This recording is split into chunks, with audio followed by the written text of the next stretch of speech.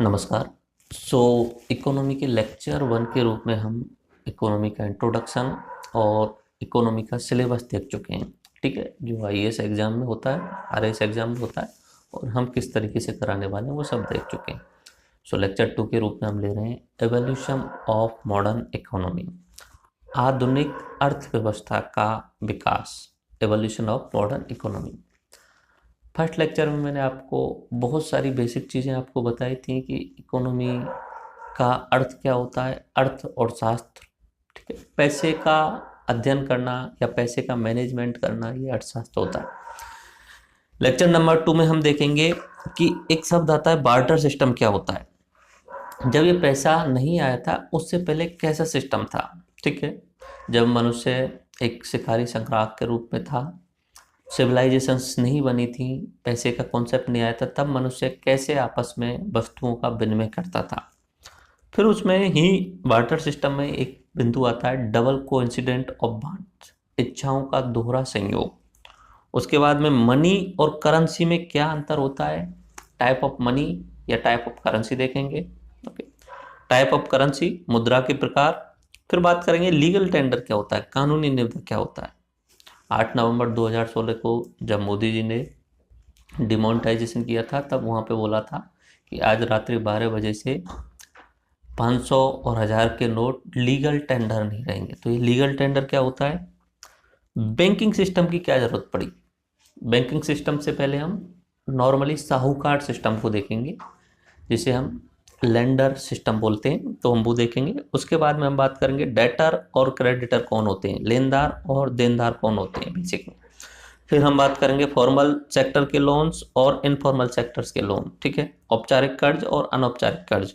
Liquidity क्या होती है, कोलेट्रल क्या होता है, गिरवी संपत्ति क्या होती है, और बड़ी कंपनियां ऋण कैसे प्राप्त करती हैं। तो मतलब पूरा ये जो है वो एवोल्यूशन ऑफ मॉडर्न इकोनॉमी के आधार पे। मान के चलूँ मैं आपको आज से 2500-3000 साल पहले ले जाता हूँ, इंडस वैली सिविलाइजेशन के आसपास में ले जाता हूँ, या मैं आपको ऋग्वेद के आसपास में ले जाता हूँ। ठीक है, इंडस वैली सिविलाइजेशन का जो समय माना जाता है 2250 बीसी से आसपास में से, और 1750 बीसी। ठीक है, आज से करीब करीब 5000 5500 साल पहले का।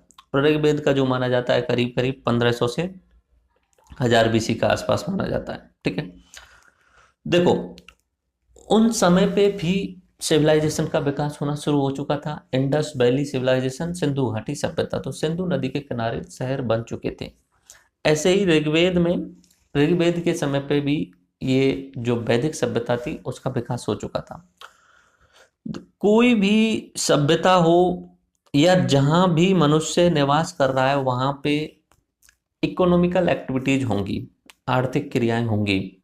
और आर्थिक क्रियाओं का मतलब क्या होता है, किसी एक मूल्यवान वस्तु का किसी दूसरी मूल्यवान वस्तु के साथ में आदान प्रदान करना, ये इकोनॉमिकल एक्टिविटीज होती हैं। ठीक है, मूल्यवान वस्तु किसी भी फॉर्म में हो सकती है, दिखने वाले फॉर्म में भी हो सकती है, प्रोडक्ट हो सकता है, या नहीं दिखने वाले फॉर्म में भी हो सकती है, सर्विस हो सकती है, सेवा हो सकती है। तो पुराने समय पे क्या होता था, पुराने समय पे चलता था बार्टर सिस्टम। ठीक है, बार्टर सिस्टम में क्या होता था, धन के बिना वस्तुओं का सीधा आदान प्रदान किया जाता था।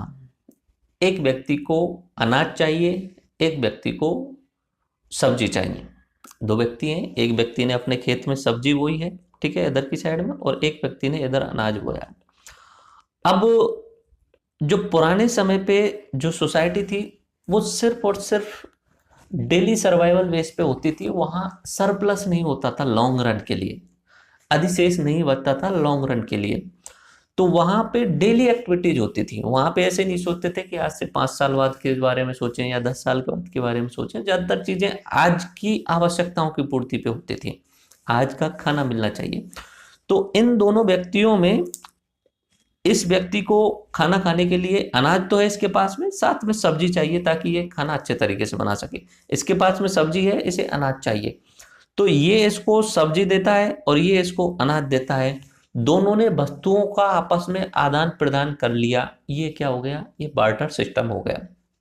इसमें जो हम मुद्रा देखते हैं, पैसा देखते हैं, उसका कोई कॉन्सेप्ट नहीं दिख रहा होगा आपको। ठीक है, बार्टर सिस्टम में जैसे अभी भी गांव में बहुत सारी जगह ऐसा होता है, जब जैसे कि एग्जाम्पल में होता है कि बहुत सारे जो गरीब लोग जिस तरीके से वहाँ पे गांव में या तो छोटे छोटे कुछ चीज़ें बेचने जाते हैं, सब्जी वगैरह बेचने जाते हैं, या ऊँटों पे अपना सामान लेके जाते हैं और वहाँ पे सब्जी बेचना या छोटी छोटी वस्तुएं बेचना, तो उन्हें जो भी फॉर्म के रूप में उन्हें पैसा मिल जाए, किसी भी फॉर्म के रूप में, या तो वस्तु दे दे कोई व्यक्ति या पैसा देना है तो पैसा दे दे, तो उन दोनों चीज़ों को एक्सेप्ट कर लेते हैं वो। ठीक है, आज के टाइम पे भी होता है ग्रामीण क्षेत्रों में। जैसे कि मैंने यहाँ पे एक इमेज लगाया हुआ, हमारे गांव का ही इमेज है। ओके, तो इसमें क्या है कि ये व्यक्ति है जो है वो, अब जो भी बोलना है आपको, गुड़िया के बाल बोलते हैं हमारी साइड में तो से, तो ये बनाते हैं। इसके लिए आप पैसा भी दे सकते हो, अगर आपके पास पैसा नहीं है तो अनाज दे सकते हो, अनाज भी नहीं है तो सरसों दे सकते हो। तीनों की सहायता से ये अपने ये जो बना रहा है अपना प्रोडक्ट, इसे वहां पे सेल कर देता है। ठीक है, तो इसके लिए अगर पैसा नहीं दे पा रहे हो तो आप दूसरी वस्तु दे दो। तो अगर ऐसा यूज कर रहा है, एक वस्तु के बदले में दूसरी वस्तु अगर वो दे रहा है, तो ये क्या हो जाता है, बार्टर सिस्टम। यहाँ पे इस व्यक्ति को जो है कोई ये फल चाहिए और ये केला इसको दे रहा है और ये इसको दे रहा है, यानी डायरेक्टली आदान प्रदान हो रहा है। इंग्लिश में अगर बात करें तो goods are directly exchange without the use of money, बिना पैसों के वस्तुओं का आपस में आदान प्रदान किया जा रहा है। ओके, बार्टर सिस्टम सिर्फ तभी संभव है जब इच्छाओं का दोहरा संयोग हो, लेकिन वर्तमान में उपभोक्ताओं के पास विभिन्न वस्तुओं के विकल्प होते हैं। इस दौर में बार्टर सिस्टम संपन्न नहीं है। ओके, तो आज के समय पे बार्टर जो सिस्टम है वो संभव नहीं है, क्योंकि इसके लिए एक बेसिक चीज चाहिए होती है, इच्छाओं का दोहरा संयोग। मान लीजिए कि यहाँ पे दो व्यक्ति हैं, ए और ये बी। इस ए के पास में अनाज है, ठीक है, और इस बी के पास में गाय का दूध भी है और अनाज भी है। ठीक है, इसे ए को दूध चाहिए लेकिन बी को अनाज नहीं चाहिए, तो क्या बी दूध दे देगा इसके लिए? बोल देगा नहीं, मुझे अनाज ही नहीं चाहिए तो मैं क्यों बेच दूं को। ठीक है, अगर अनाज चाहिए होता तो ही वो वहां पे जो है वो दूध उसके लिए देता, या अगर सब्जी बेचता है तो सब्जी उसके लिए देता। तो इच्छाओं का दोहरा संयोग होना चाहिए, मतलब मेरी जो इच्छा है बेचने की, वो सामने वाले की क्या होनी चाहिए, खरीदने की इच्छा होनी चाहिए। तो ये कहलाता है डबल कोइंसिडेंट ऑफ वांट्स, इच्छाओं का दोहरा संयोग। इंग्लिश में कैसे बोलेंगे? Barter system is possible when there is a double coincident of wants और development and the option available to the consumer. Double coincident of want become history, right now this is not possible. क्योंकि अगर आप mobile खरीदना चाह रहे हैं, ठीक है, और आप मोबाइल के शोरूम में जाते हैं और मोबाइल खरीदने के लिए जाते हैं, ठीक है, तो आज के समय पे बहुत प्रकार के प्रोडक्ट जो हैं आपको मोबाइल के आपको शोरूम्स में मिल जाएंगे, आईफोन, सैमसंग, वीवो और पता नहीं किस टाइप के। तो क्या आप उन्हें अनाज दे करके या कुछ दूसरा पदार्थ दे करके मोबाइल खरीद सकते हो? क्या नहीं खरीद सकते, क्योंकि वहां डबल कोइंसिडेंट ऑफ वांट्स नहीं हो रहा है। जो मोबाइल बेच रहा है उसे अनाज नहीं चाहिए, उसे पैसा चाहिए ताकि वो अलग चीजों में इन्वेस्ट कर सके। ठीक है, तो यहाँ पे डबल कोइंसिडेंट ऑफ वांट आज के समय पे बहुत रेयर केसेस में देखने को मिलेगा, गांव वगैरह में इस तरीके से हो सकता है। ओके, जैसे ये ग्रेन्स और कैटल्स, पुराने समय पे जो गाय होती थी, ठीक है, गोधन जिसे बोला जाता था, उसे एज ए मनी यूज किया जाता था, मुद्रा के रूप में यूज किया जाता था। तो पुराने समय पे गाय जो होती थी सबसे ज्यादा यूज की जाती थी वस्तुओं के आदान प्रदान के लिए। ओके, और यहाँ पे ग्रेन चाहिए, किसी को अनाज चाहिए तो एक गाय दे दी, या इस तरीके से होता था। तो ये पुराने समय का था। Exchange of goods in older days इस तरीके से होता था, किसी व्यक्ति को दूध चाहिए या इधर की साइड से सब्जी चाहिए, तो आपस में एक दूसरे की इच्छाओं का संयोग हो रहा है तो वो ट्रांसफर कर देते थे। ओके, अब बात की डबल कोइंसिडेंट ऑफ वांट्स की, बता तो दिया मैंने डेफिनेशन में क्या है। इसमें बेचने वाले व्यक्ति के पास वही वस्तु होनी चाहिए जो खरीदने वाले व्यक्ति के पास में आवश्यक हो। It is the situation what a person desire to sell is exactly what the other person wishes to buy. जो मैं बेचना चाह रहा हूं वो सामने वाले व्यक्ति को वही खरीदने की इच्छा होनी चाहिए, तब ये डबल कोइंसिडेंट ऑफ वांट्स होता है। अब यहाँ पे एग्जांपल दिए जाए, क्या निम्न परिस्थितियों में बार्टर पद्धति संभव है? यहाँ पे ये जो मैंने एग्जांपल अपने गांव के हिसाब से दिया, तो इस व्यक्ति के लिए अनाज भी, ठीक है, और बाकी चीज़ें भी जो आप प्रोवाइड करा सकते हो, या जो होता है सरसों वगैरह है और कुछ भी, तो ये व्यक्ति उन दोनों को एक्सेप्ट कर सकता है, पैसे भी एक्सेप्ट कर सकता है। तो यहाँ पे बार्टर सिस्टम अवेलेबल है। ठीक है, क्या यहाँ पे बार्टर सिस्टम अवेलेबल है? किसी शोरूम में जाओ और आप वहाँ बोलो कि सर मेरे पास में एक बोरी सरसों है, आप ये रख लो और 2,000 रुपये के आसपास वाला मोबाइल दे दो, तो वो मना कर देगा। बोले सर आप एक बोरी सरसों है, आप इसे सर अनाज मंडी में जाके बेच के आइए, यहाँ पे सिर्फ पैसे लगे। ओके, अब वो गाड़ी लेने जाते हो, गाड़ी के भी अलग अलग प्रकार होते हैं। आज के टाइम पे हजारों टाइप्स की गाड़ियाँ होती हैं। ओके, पुराने समय पे इतना प्रकार नहीं होते थे। आज के समय पे कंज्यूमर्स की डिमांड्स के अनुसार नई नई प्रोडक्ट निकल के आते हैं, जो कि अच्छी बात है। ठीक है, तो यहाँ पे आप क्या डबल कोइंसिडेंट ऑफ बर्थ देखेंगे? नहीं देख पाएंगे, क्योंकि वहाँ गाड़ी वाले को पैसे चाहिए, जो गाड़ी सेल कर रहा है उसके लिए कुछ दूसरी वस्तु नहीं चाहिए। ओके, वर्तमान समय की परिस्थितियों में बार्टर संभव पूर्णतः बार्टर पद्धति पूर्ण रूप से संभव ही नहीं है, एक तरीके से समाप्त हो गई है। फिर भी कुछ एक छोटे मोटे ग्रामीण इलाकों में ऐसा संभव भी होता है, बट मोस्टली जब इकोनॉमी बड़ी होने लगती है और जब मुद्रा करेंसी ये सब फॉर्म में आने लग जाते हैं, तो बार्टर पद्धति पूर्ण रूप से समाप्त हो जाती है। Okay, money more important. शुरुआत से क्वेश्चन, धन क्या है, जिसके बारे में हम सब पढ़ रहे हैं। देखो पहले डेफिनेशन देखते हैं। Money is any item or verified record widely use and accepted in transaction involving the transfer of goods and services from one person to another medium of exchange goods and services. English बोल दिया, हिंदी में समझिए। वस्तुएं एवं सेवाओं के आदान प्रदान के लिए आवश्यक माध्यम। सीधा सीधा अगर आपको कोई वस्तु चाहिए या आपको कोई सेवा चाहिए, उसके बदले में बड़े स्तर पर आप क्या दे सकते हो आदान प्रदान के लिए आवश्यक माध्यम, ये क्या है? Medium of exchange goods and services. आपको कोई भी सेवा चाहिए या कोई भी वस्तु चाहिए, उसके बदले में आप क्या देने वाले हो, ये सब क्या है? धन के अंतर्गत आता है। इस धन का एक हिस्सा होता है मुद्रा।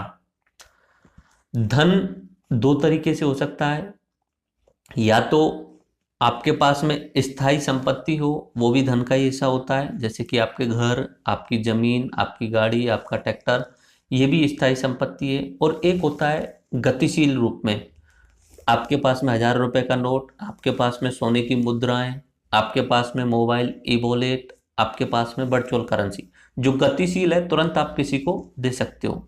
तो धन के अंदर एक छोटा सा हिस्सा होता है मुद्रा।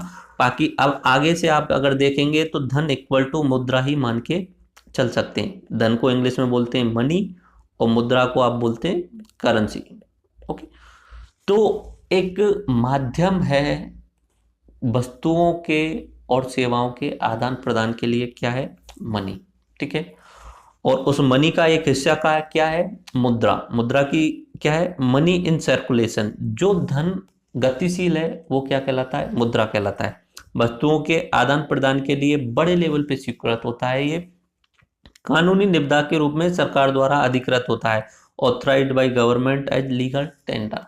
सरकार द्वारा उसे अधिकृत किया जाता है कि इसे लेने से कोई भी व्यक्ति मना नहीं कर सकता। लीगल टेंडर उसे बनाया जाता है सरकार के द्वारा। ठीक है, शुरुआत में जब पुराने समय पे बार्टर सिस्टम रहा होगा, तब इतना ज़्यादा कॉम्प्लेक्स सिस्टम नहीं रहा होगा, और वस्तुएं डेली पर्पज की नीड के हिसाब से वहाँ पे ट्रांसफ़र की जाती होंगी। धीरे धीरे जो वस्तुओं का प्रोडक्ट की क्वालिटी और वैरायटी जो है वो बढ़ती चली गई। एक ही प्रोडक्ट के 10-5 वैरायटी आने लग गई, तो वहाँ पे एक नया कॉन्सेप्ट लेके आना पड़ा कॉइन का। ठीक है, कॉइन, मुद्रा का। अब मुद्रा जो है वो एक राजा के द्वारा घोषित की जाती थी। ये राजा का कोई देश है इस तरीके से, तो ये राजा अपनी सीमाओं के अंदर अपनी एक मुद्रा बनवा देता था। उसे हो सकता है वो स्वर्ण की मुद्रा बनवाए, हो सकता है वो चांदी की मुद्रा बनवाए, हो सकता है वो तांबे की मुद्रा बनवाए। अलग अलग प्रकार की वो मुद्राएं बनवा देता था। ठीक है, और उन्हें वो लीगल टेंडर के रूप में टकसालों में उन्हें गढ़ा जाता था। लीगल टेंडर के रूप में उन्हें टकसालों में गढ़ा जाता था, और उसमें वो राजा होता था, उसके बारे में कुछ लिखा होता था या कुछ इस तरीके से लिख दिया जाता था, और उस मुद्रा को पूरे राज्य के अंतर्गत आप कहीं भी चले जाओ, सब लोगों के द्वारा एक्सेप्ट किया जाएगा वस्तुओं एवं सेवा प्रदान करने के एवज में। ये होता है अपना मुद्रा। ठीक है, तो अगर मनी सर्कुलेशन में है तो मुद्रा कहलाता है। मुद्रा के लिए 3 बात आपको याद रखनी है। Money in circulation, accept as medium of exchange, यानी आदान प्रदान के लिए सभी लोगों के द्वारा स्वीकृत किया जाता है, और सरकार द्वारा उसे लीगल टेंडर भी बनाया जाता है। मनी की जब बात कर रहे थे तो मनी स्थायी वस्तु के रूप में होता है, तो घर जमीन जैसे कमोडिटी मनी बोला जाता है। और अगर वो बाजार में गतिशील है तो उसे मुद्रा बोला जाता है। जैसे कॉइन, अपनी कॉइन होती है, सिक्के होते हैं, उसके अलावा पेपर करेंसी होती है, उसके अलावा ई करेंसी होती है, मोबाइल करेंसी होती है, और उसके अलावा वर्चुअल करेंसी भी होती है जो आज के समय पे चल रही हैं। ओके, तो ये चीज़ आपको समझ में आई। अब यहाँ पे मैंने कॉइन्स लगाई हुई है पुराने समय पे। सिंधु घाटी सभ्यता के समय पे हमें ऐसी कॉइन मिली है जिसमें एक बैल जैसी, बिरसप जैसी आकृति का 2 सींग वाला यहाँ पे मिला है, और उसमें कुछ यहाँ पे लिखा हुआ है। ओके, ये उनकी भाषा है जो हम अब तक पढ़ नहीं पाए। अगर बात करें मौर्य काल की, तो मौर्य काल में भी इस तरीके के जो हैं वो सिक्के मिले हैं। अगर बात करें गुप्त काल की, तो गुप्त काल को भारत का स्वर्ण युग भी कहा जाता है, क्योंकि उस समय भारत जो था संपूर्ण रूप से संपन्न था, और ज्यादातर सिक्के जो चलते थे वो सोने के सिक्के चलते थे पूरे भारत में। ठीक है, बाकी होने को सिल्वर कॉइन भी थे, चांदी के भी थे, बट मोस्टली सिक्के के कॉइन चलते थे।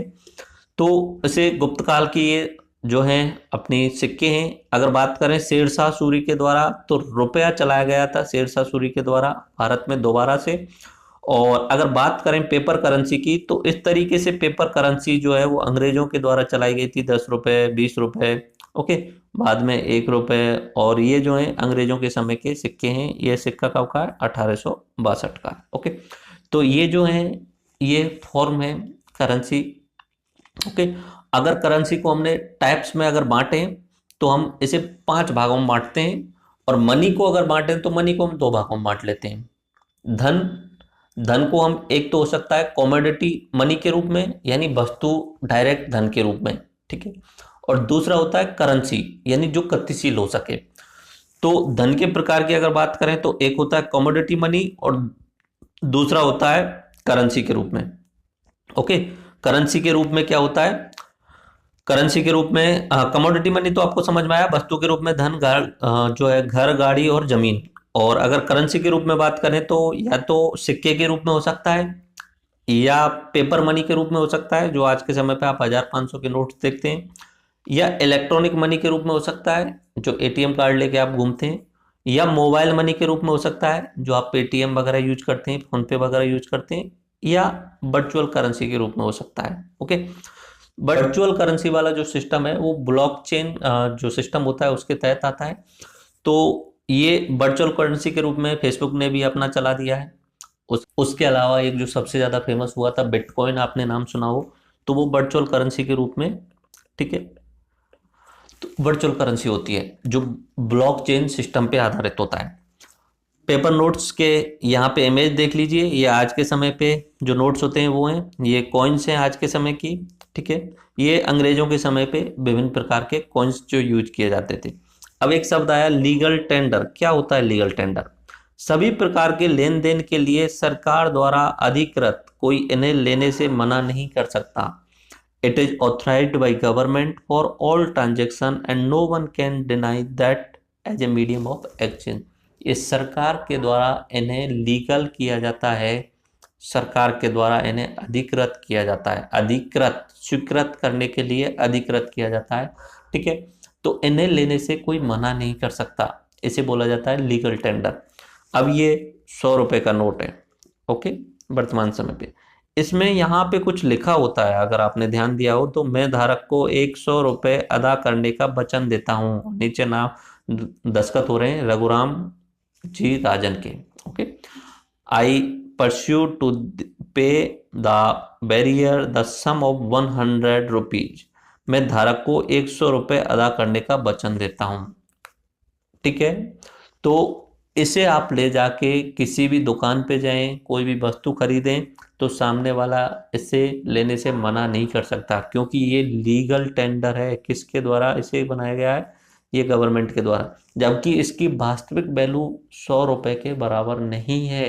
ये कागज जो है उसकी वैल्यू कम होती है, इस पे जो प्रिंटिंग हुई है उस सबको मिला के 1.5-2 रुपए तक भी नहीं पहुंचता है। तो ये जो है लीगल टेंडर होता है। अब बात करते हैं, यहां से आगे एक कॉन्सेप्ट आता है साहूकार की अवधारणा। ठीक है, देखो अब यहां से आगे बात करते हैं साहूकार का कॉन्सेप्ट कैसे आता है। वही शुरुआत से बात की, बार्टर सिस्टम रहा, लोगों के पास में जो होता था एक दूसरे वस्तु विनिमय कर लेते थे। धीरे धीरे कॉन्सेप्ट आया मनी का, मनी का एक फॉर्म के रूप में आया करेंसी। ठीक है, करेंसी आ गई। अब क्या होता है कि एक फिर सिस्टम आता है कि मान लीजिए कोई एक किसान है।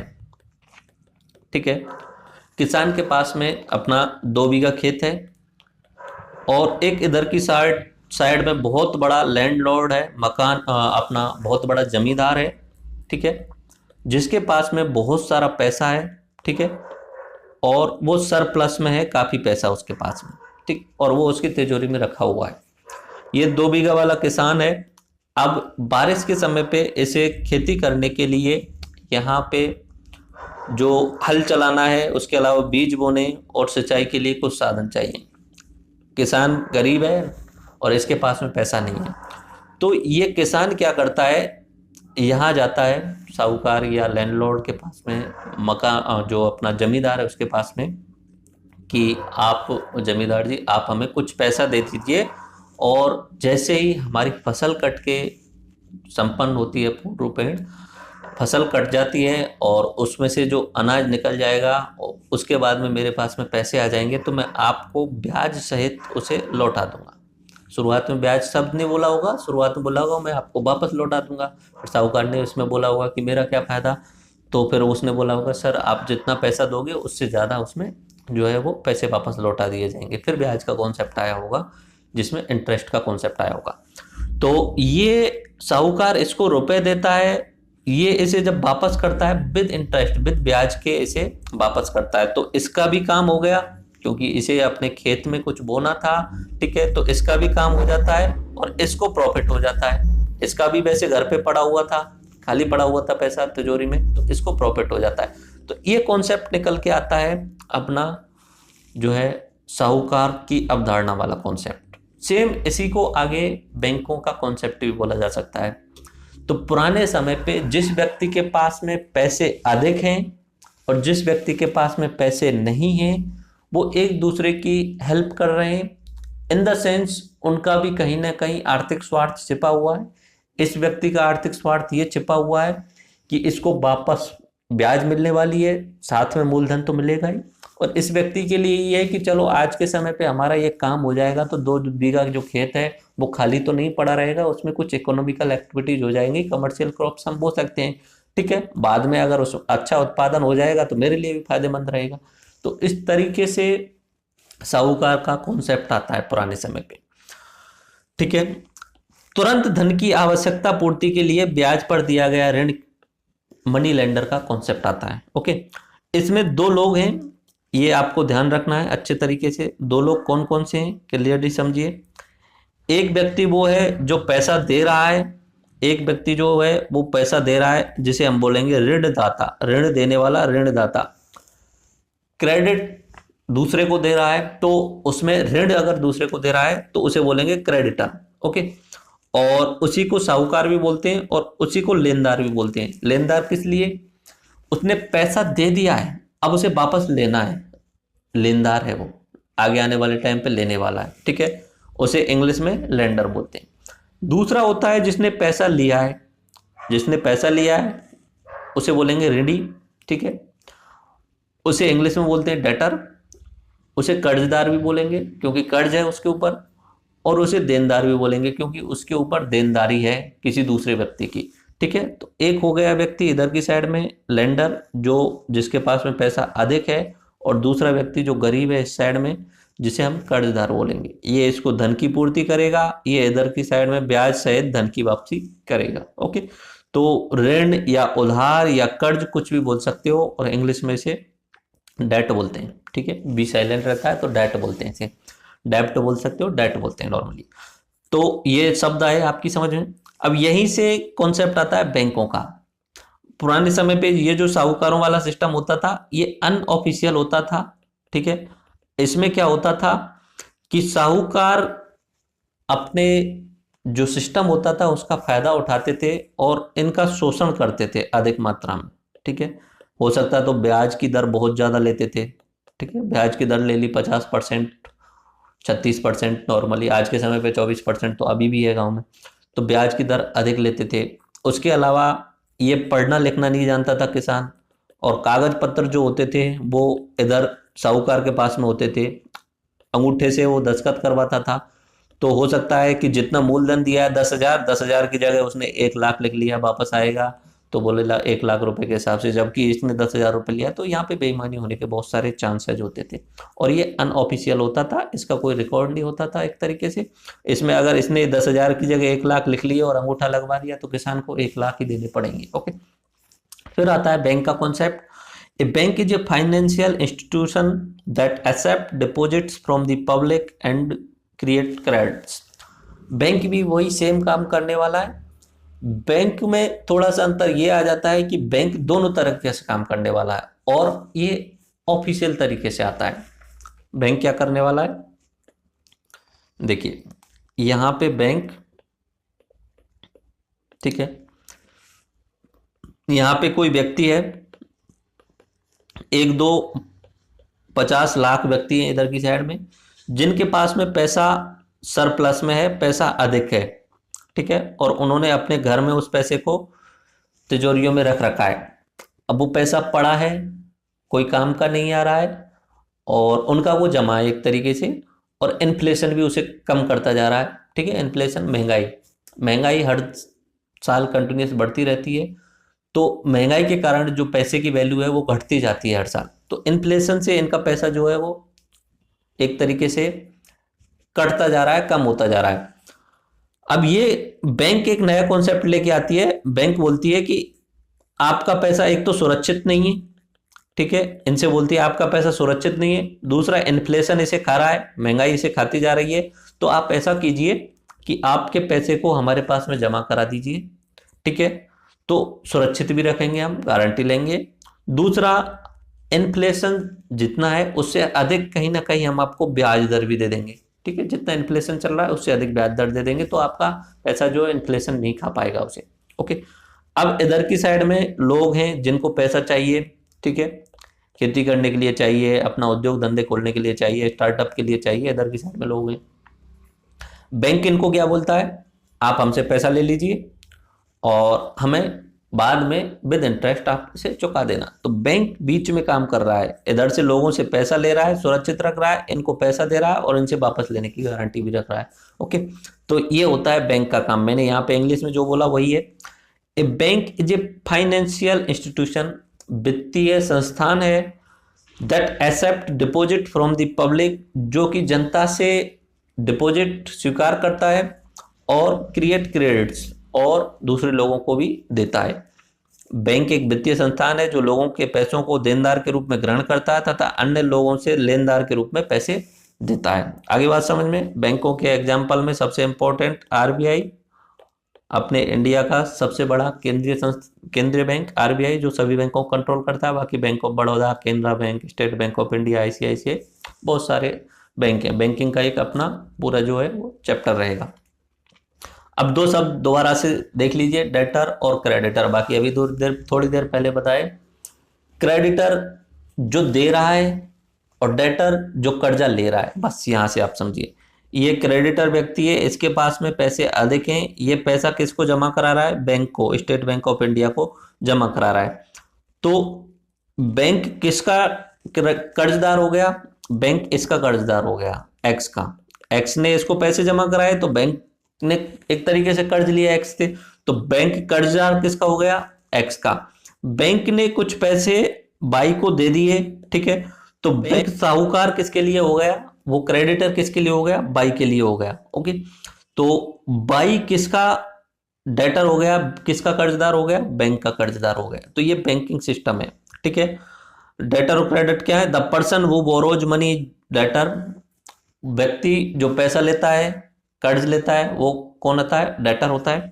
द पर्सन वो गिव्स मनी इज क्रेडिटर, व्यक्ति जो पैसा देता है वो क्रेडिटर का होता है। ओके, क्रेडिटर जिसे हम लेंडर या क्रेडिटर बोल सकते हैं, डेटर जिसे हम बोरोवर बोलते हैं। ओके, आई थिंक ये क्लियर हुआ। ऋण के प्रकार की अगर बात करें तो ऋण दो तरीके से आप ले सकते हो, ठीक है, और नॉर्मली आज के समय पे भी यही दो ही तरीके चलते हैं। एक होता है इनफॉर्मल सेक्टर, एक होता है फॉर्मल सेक्टर। इनफॉर्मल में या तो आप किसी जमींदार या साहूकार से पैसा ले लीजिए, या दोस्त से पैसा ले लीजिए, या व्यापारी से पैसा ले लीजिए, इनफॉर्मल सेक्टर, ठीक है, जहाँ पे ऑफिशियल सिस्टम नहीं होता है। दोस्त से जरूरत पड़ी तो रुपए ले लिए, व्यापारी से रुपए ले लिए किसी से, या साहूकार से रुपए ले लिए। इसके नुकसान क्या होते हैं, इसमें क्या होता है, अधिक ब्याज दर होती है, निश्चित सी बात है 24% से डाउन नहीं होती है। कर्ज के चक्र में फंसने की संभावना होती है, क्योंकि ब्याज दर अधिक है और सामने वाला जो पैसा दे रहा है वो कहीं ना कहीं अपने अंदर ही बेईमानी लेके बैठा हुआ होता है नॉर्मली। तो आप एक डेट साइकिल में फंस सकते हो, कर्ज के चक्कर में फंस सकते हो, और लास्ट में क्या होता है, किसानों को बंधुआ मजदूर भी बना लिया जाता था और आज भी बनाया जाता है। ऐसा नहीं है आज नहीं बनाया जाता है, बनाया जाता है। बंधुआ मजदूर अपने घर पे रख लेते हैं, सिर्फ खाना देते हैं और खाने के अलावा उसे 24 घंटे दिन भर काम करवाते हैं, तो उसे बोलते हैं बंधुआ मजदूर। विकसित देशों में इनफॉर्मल सेक्टर कम से कम होता है। अगर कोई देश विकसित हो चुका है तो वहां पे इस तरीके का सिस्टम खत्म हो जाता है एक तरीके से। वहां पे कौन सा सेक्टर आ जाता है, फॉर्मल सेक्टर आ जाता है। इनफॉर्मल सेक्टर के एग्जांपल ये, या तो साहूकार से पैसा ले लो, या व्यापारियों से पैसा ले लो, या दोस्तों से पैसा ले लो। ओके, फॉर्मल सेक्टर की बात करें, फॉर्मल सेक्टर यानी बैंकों वाला सिस्टम जो होता है, ब्याज दर कम होती है, इसे नियामकों द्वारा तरलता एवं कराधान क्षमता का ध्यान रखा जाता है, सभी क्षेत्रों के लिए ऋण उपलब्ध कराते हैं। ऑफिशियल में बहुत सारे बैंक होते हैं, ठीक है, बैंकिंग सिस्टम होता है। तो उसके अलावा एनबीएफसी होते हैं, नॉन बैंकिंग फाइनेंशियल इंस्टीट्यूशन, ठीक है। तो दोनों तरीके से यहाँ पे ऑफिशियल तरीके से होता है, इसमें ब्याज दर भी कम होती है। उससे इंपॉर्टेंट बात यहाँ है, नियामकों द्वारा कंट्रोलर होते हैं ऊपर, जैसे आरबीआई है, तो बहुत सारी चीजों को वो कंट्रोल करके रखता है कि कहीं पे ये बैंक इलीगल प्रैक्टिस तो नहीं कर रहे हैं। तो फॉर्मल सेक्टर से लोन लेना या कर्ज लेना अच्छी बात होती है। इनफॉर्मल सेक्टर जो होता है वो एक तरीके से आपको कर्ज के चक्कर में फंसाता चला जाता है, और इनफॉर्मल सेक्टर विकसित देशों में नहीं होता है, नाम मात्र होता है। भारत में अभी दोनों ही चल रहे हैं एक तरीके से, बट धीरे धीरे अपना इनफॉर्मल सेक्टर कम हो जाएगा और फॉर्मल सेक्टर अधिक आता जाएगा। अब जैसे कि जन धन योजना जैसे ही आई है उसके बाद में इनफॉर्मल सेक्टर कम होता जा रहा है भारत में, बाकी फॉर्मल सेक्टर जो है वो बढ़ता जा रहा है। ओके, एक शब्द आता है कोलेटरल, गिरवी रखना किसी भी चीज को। तो कोलेटरल का मतलब क्या होता है, नाम से पता चल रहा है, गिरवी रखना। जब आप किसी व्यक्ति से कर्ज लेने जाओगे या लोन लेने जाओगे, सामने वाले व्यक्ति का आप ब्याज तो दोगे ही, कर्ज में वापस दोगे तब, लेकिन सामने वाला एज ए सिक्योरिटी आपसे कुछ जमा कराना चाहेगा। वो कहेगा सर आप भाग गए तो क्या होगा, तो एज ए सिक्योरिटी आप कुछ भी कोलेटरल रख सकते हो वहां उनके पास में, ठीक है। जैसे कि आप होम लोन लेते हो तो होम के जो कागज है वो आप उनके पास में दे देते हो, ठीक है। होम के जो कागज होते हैं वो उनके पास में दे देते हो, कल को आप भागने की संभावना भी हो जाती है तो बैंक उन कागजों के सहायता से आपके घर की नीलामी कर देता है, ठीक है।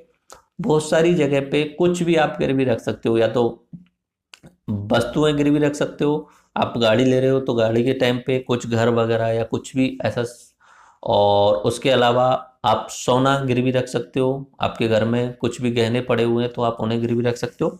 तो कोलेटरल क्या है, ऋण लेते समय उधारकर्ता या ऋणी द्वारा दी गई सुरक्षा है जो बैंकों के द्वारा ली जाती है कि हमें जरूरी है। This is security given by the borrower while taking the loan, ठीक है। ऋण लेते समय उधारकर्ता द्वारा सुरक्षा दी गई है, ठीक है। या एग्जाम्पल में देख लीजिए, एक व्यक्ति है जो ऋण दे रहा है, कौन है ये, SBI, state bank of India, मतलब बैंक का कोई एग्जाम्पल लिया। ऐसे हम लेंडर भी बोल सकते हैं, क्रेडिटर भी बोल रहे हैं। ओके, ये इसको ऋण ग्राही को, यहाँ पे बोरोवर को, डेटर को ये अपना पैसा दे रहा है, ठीक है, ये लोन दे रहा है। इसे कुछ वस्तु जो है वो इधर कोलेटरल के रूप में बैंक के पास में रखनी पड़ती है, यानी घर के कागज यहाँ पे इसने रख दिए। अब शब्दों में घूम फिर नहीं करना है, आसानी से समझना है। एक होता है ऋणदाता, एक होता है ऋणी। जो ऋण लेता है वो ऋणी और ऋण देता है वो ऋणदाता। ये इधर पैसे उधार देगा, ये बीच में इसके लिए कुछ ना कुछ संपत्ति गिरवी रख देगा, घर जमीन या गाड़ी ये कागज के रूप में रखेगा, कुछ जो है वो डायरेक्ट वस्तु के रूप में भी रख सकता है, सोना। ठीक है, तो ये पूरा सिस्टम होता है अपना बैंकिंग सिस्टम के अंतर्गत। ओके, आई थिंक आपको समझ में आ गया। यहाँ बैंकिंग सिस्टम के अंतर्गत ही आप अपना जो मनी सिस्टम चल रहा है उसमें एक शब्द आता है तरलता। तरलता को आसानी से समझिए कि कितना जल्दी बह जाना, ये तरलता के आधार पर आप समझ सकती है। कोई भी वस्तु को आप कैश में कितनी जल्दी कन्वर्ट करवा सकते हो, ये उसकी तरलता होती है। आपके पास में करोड़ों रुपए की संपत्ति है, आपके पास में घर है, गाड़ी है, ट्रैक्टर है, खेत है, लेकिन आपके जेब में रुपए कम है, जेब में आपके में 100-500 रुपए हैं ओनली, जबकि आपकी संपत्ति करोड़ों की है, क्योंकि घर आपका हो गया 50 लाख का, खेत हो गया आपके 40 लाख के, गाड़ी वगैरह ये सब शामिल करते हुए आपकी करोड़ों की संपत्ति है। बट आपके जेब में सिर्फ 500 रुपए हैं। आपके घर में अचानक से कोई बीमार पड़ जाता है, अब आप डॉक्टर को ना तो घर दे सकते हो ना गाड़ी दे सकते हो, आप वहां पे कैश देने वाले हो, कैश, और कैश आपके पास में 500 रुपए हैं। तो किसी भी चीज को कितनी जल्दी कैश में कन्वर्ट किया जा सकता है, ये होती है तरलता, लिक्विडिटी। कोई भी चीज अगर कितनी जल्दी कैश में कन्वर्ट की जाए, ये तरलता होती है। बस कैश अपने आप में सबसे ज्यादा लिक्विड हो गया, क्योंकि कैश तो कैश है ही, उसे चेंज करना है तो जरूरत ही नहीं पड़ेगी। उसके अलावा बहुत सारी चीजें, जैसे गोल्ड, गोल्ड को आप ले जा सकते हो, हाँ लिक्विड है, आप जल्दी से, बट हो सकता है उसकी वैल्यू में गिरावट आ जाए। तो आप यहाँ पे डेफिनेशन देखिए, कोई संपत्ति या वित्तीय संसाधन जिसे आवश्यकता पड़ने पर नकदी के रूप में परिवर्तित किया जा सके बिना कीमत में गिरावट के। ये चीज और होती है, अगर जब आप जल्दी में किसी भी चीज को बेचने वाले होते हो, तब वहां पे कहीं ना कहीं आपकी मजबूरी का फायदा उठाते हुए वहां पे वस्तु की जो मेन कीमत होती है उसमें गिरावट होती है, ये श्योरिटी होती है। ओके, क्योंकि आपकी मजबूरी है उस चीज को सेल करना, सामने वाला उसे लेना चाहे या ना लेना चाहे, वो आपकी मजबूरी को देखते हुए उसकी कम कीमत लगाएगा। ओके, इंग्लिश में क्या बोलेंगे, the assets or financial instrument which can be converted to cash form as and when required without cash loss, without much loss of value be stated as liquid asset. Okay, ये बात आपकी समझ में आ गई। जैसे गोल्ड है, सबसे ज्यादा तरल क्या हुआ, पैसा हुआ। आपके बैंक में अगर, हाँ आपके बैंक में खाते में रुपए हैं तो वो भी अपने आप में तरल हैं, लेकिन तुरंत तरल नहीं जाएंगे, थोड़ा सा टाइम लगेगा, फिर भी यहाँ पे आपका जो पैसा है वो डाउन नहीं होने वाला है, तो ये काफी लिक्विड है। एटीएम कार्ड में आपके में रुपए पड़े हुए हैं, बैंक में रुपए पड़े हुए, एटीएम का कार्ड आप यूज करते हैं तो जाके आसपास के कहीं से भी एटीएम से निकाल के ला सकते हो। कैश में कन्वर्ट करना लिक्विडिटी कहलाती है। अब यहाँ पे एग्जांपल पूछा है, is this building can be called as a liquid asset, क्या ये जो घर है ऐसे लिक्विड, या बोल सकते हो क्या लिक्विड एसेट? आप खुद सोचिए, घर को बेचना और बस घर को कैश में कन्वर्ट करना जल्दी हो सकता है क्या? पहली बात तो बहुत जल्दी नहीं हो सकता। दूसरी बात, अगर आप जल्दी करोगे तो आपकी जो ओरिजिनल वैल्यू है घर की वो नहीं मिलने वाली है आपको। अगर आप जल्दी में बेचना चाहोगे, मजबूरी में बेचना चाहोगे, तो 1 करोड़ का घर है, आप उसे 70 लाख में, 50 लाख में इस तरीके से सेल करोगे। ओके, तो ये लिक्विड नहीं है घर का होना। बाकी बैंक खाते में आपके रुपए हैं, लिक्विड है, कैश है आपके पास में, लिक्विड है। इवन इफ सोना भी लिक्विड है, आप जाके सोनार के पास में लेके आ सकते हो और उसे ले सकते हो कैश के रूप में। ठीक है, आपको समझ में आ गया। अभी तक आपने ये देख लिया कि साहूकार का सिस्टम कैसे आया, ठीक है, उसके बाद में बैंकिंग सिस्टम कैसे आया। बैंकिंग में इधर की साइड में इस व्यक्ति को कुछ पैसे चाहिए तो ये बैंक से उधार ले सकता है, और इस व्यक्ति के पास में अगर पैसे अधिक हैं तो ये इस बैंक में जमा करा सकता है। अब मान लीजिए कोई एक बड़ा संस्थान है, रिलायंस मान लीजिए, ठीक है, या उसके अलावा टाटा ग्रुप मान लीजिए। अब इन्हें एक बहुत बड़ा अपना एक पूरा प्रोजेक्ट शुरू करना है जिसमें इन्हें अरबों रुपए लगाने हैं। अब अरबों रुपए लगाने के लिए ये इतना पैसा कहाँ से लाएं, या किसी व्यक्ति को स्टार्टअप शुरू करना है, ठीक है, और बहुत सारे रुपए लगाने, तो ये रुपए कहाँ से लाएं? तो बड़ी कंपनियां जो होती हैं वो ऋण कैसे प्राप्त करती हैं? तो ये एक टाइप है, नॉर्मली आप बैंक से लोन तो ले ही सकते हो, कोई भी कितना भी लोन ले सकता है, कितने भी टाइप में, ठीक है, उनकी जो प्रोसेसर्स होती हैं, वो प्रोसेस होती हैं, वो फॉलो करनी होती है। बट बड़ी कंपनियां कैसे लोन लेती हैं, जस्ट एग्जांपल यहाँ पे बता रहे हैं। देखो, रिलायंस, L&T, महिंद्रा, कोई भी बड़ी कंपनी हो, कैसे लोन लेती है? 3 प्रकार से लेती है नॉर्मली। या तो बैंक से लोन ले लें डायरेक्टली, बैंक से लोन ले लेंगी तो वापस देते समय उन्हें फिक्स इंटरेस्ट पे देना होगा, फिक्स ब्याज देनी पड़ेगी। ओके, एक वो निकालते हैं डिबेंचर, ऋण पत्र, वो ऋण पत्र निकालते हैं और डायरेक्ट जनता के बीच में बांट देते हैं, ठीक है। और जनता को उन पैसों को वो वापस करते हैं, ऋण पत्र लेते जाते हैं, ठीक है। ऋण पत्र यानी एक सर्टिफिकेट ले लेते हैं, इन्हें आप बोलते हैं डिबेंचर, ठीक है। सर्टिफिकेट लगाते हैं और वो जनता में बांट देते हैं। अगर वापस कोई भी उस ऋण पत्र को कंपनी के पास में लेके आता है तो जो फिक्स रेट है उसके हिसाब से उसे रुपए वापस कर दिए जाते हैं। तो इसमें भी एक तरीके से बैंक क्या और एक तरीके से ऋण लिया जा रहा है, लेकिन जनता के द्वारा। यहाँ पे ऋण किसके द्वारा लिया जा रहा है? बैंक के द्वारा। और एक होता है शेयर। शेयर के अंदर क्या होता है कि बैंक जो होती है अपनी भागीदारी लोगों के बीच में शेयर कर देते हैं। अब शेयर में मान लीजिए यहाँ पे 1 करोड़ का प्रोजेक्ट है, ठीक है। इसमें 50 लाख तो कंपनी नॉर्मली खुद ही लगाती है, 50 लाख या 60 लाख ज्यादा रुपए अपनी तरफ से लगाती है। उसके बाद में कंपनी को चाहिए 50 लाख रुपए और, तो कंपनी अपने शेयर मार्केट में निकाल देगी और लोगों से बोलेगी कि आप ये शेयर ले लीजिए। अब इससे फायदा क्या होगा? जो शेयर के जो होते हैं टाइप्स बटे होते हैं, हो सकता है 10-10 हजार के शेयर बांट देगी, 15-15 हजार के शेयर बांट देगी। इससे फायदा क्या होगा? जो शेयर है किसी ने लिया है तो वो भागीदार हो गया उस कंपनी में। क्या हो गया? भागीदार हो गया। अगर अब कंपनी कोई भी मुनाफा कमा रही है तो वो जो शेयर धारक है उसको वो मुनाफा मिलने वाला है। अगर कंपनी घाटे में चल जाती है तो ये जो शेयर धारक है इसका भी घाटा हो जाएगा। आगे बात समझ में? तो अगर अच्छी कंपनियों में आप अच्छे समय पे आप शेयर खरीदते हो तो आप अपने पैसे को बहुत आगे बढ़ा सकते हो, क्योंकि बहुत सारी कंपनियां हैं जो एनुअल 20%, 25% के हिसाब से ग्रोथ करती हैं। आप अगर उन कंपनियों में अपना शेयर लगा देते हो तो सबसे अच्छा रिटर्न जो होता है शेयर में होता है, लेकिन शेयर के अंदर रिस्क बहुत सारी होती है। डिवेंचर में क्या होता है? आप भागीदार नहीं बनते हो। अगर कंपनी को घाटा होता है तो आपको कोई टेंशन लेने की जरूरत नहीं है। आपके पास में ऋण पत्र है, आप ऋण पत्र लेके जाइए और आपने जितना पैसा उनको दिया है साथ में ब्याज, फिक्स ब्याज होती है, वो आपको मिल जाएगी। वो कंपनी ही घाटा सहन करती है उसके अंदर, डिवेंचर के अंदर। और शेयर में क्या होता है?